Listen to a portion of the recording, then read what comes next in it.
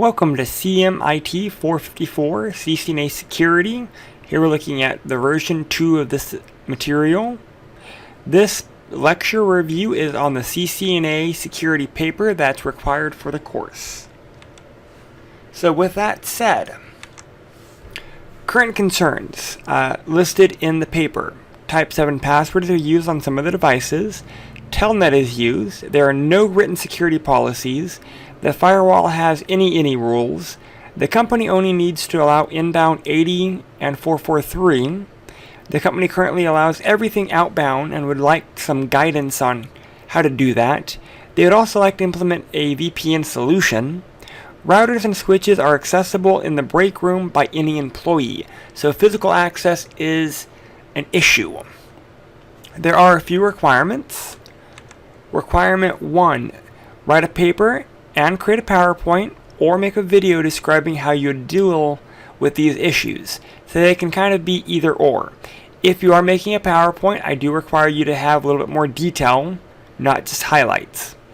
You're going to create ACLs that you think would meet the appropriate needs, create some security policies and guidelines that you think would be helpful, provide suggestions for upgrading their physical and network security based on the information that's provided, provide some guidance for implementing security measures such as VPN technology, radius, wireless, and if we are talking VPN or radius, we should be reviewing VPN with radius, wireless with radius, or VPN and wireless with TACAX, and kind of pick and choose which one.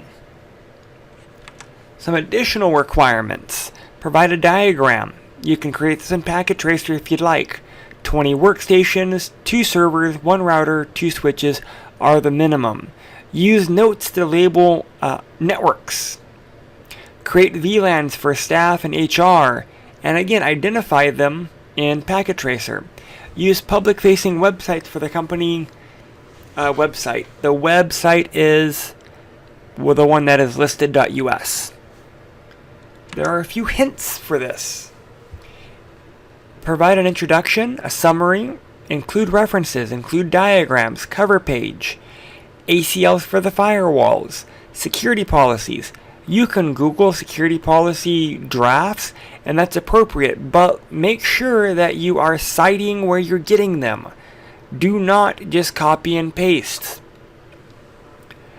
Clearly, the cover page is only for the paper. However, use your judgment when doing this. If you have any questions or concerns, reach out.